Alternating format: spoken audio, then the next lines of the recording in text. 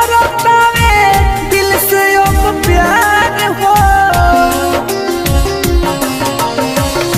भूल गई को सहून के हो, भूल गई को सहू अब याद न उन कर आवे। बड़ा मुश्किल से हौसल बानी हो फिर न केहू आवे। बड़ा मुश्किल से हौसल बानी हो फिर न केहू आवे।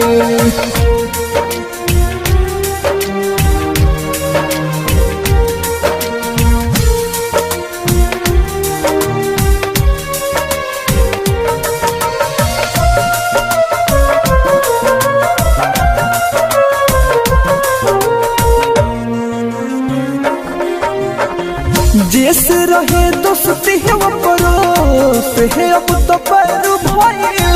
ये कोई के खातिर कुछ अपन लोग बगैर भइल। जैसे रहे दोस्ती है वो परोस है अब तो पर भइल।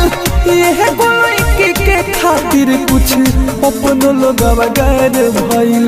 कुहू कत रहे लजियारा हमारे को कहीं न चैन पावे। बड़ा मुश्किल से हौसल बानी हो फिर न केहू आवे। बड़ा मुश्किल से हौसल बानी हो फिर न केहू आवे।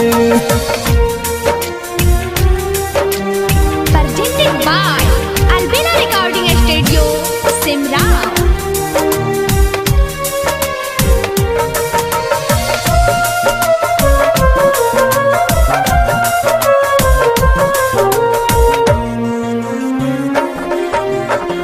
उहे कैलस घाट चहली दिल से हम जकरा के। सभे टाइम पास कैल अपन समझ के करा के।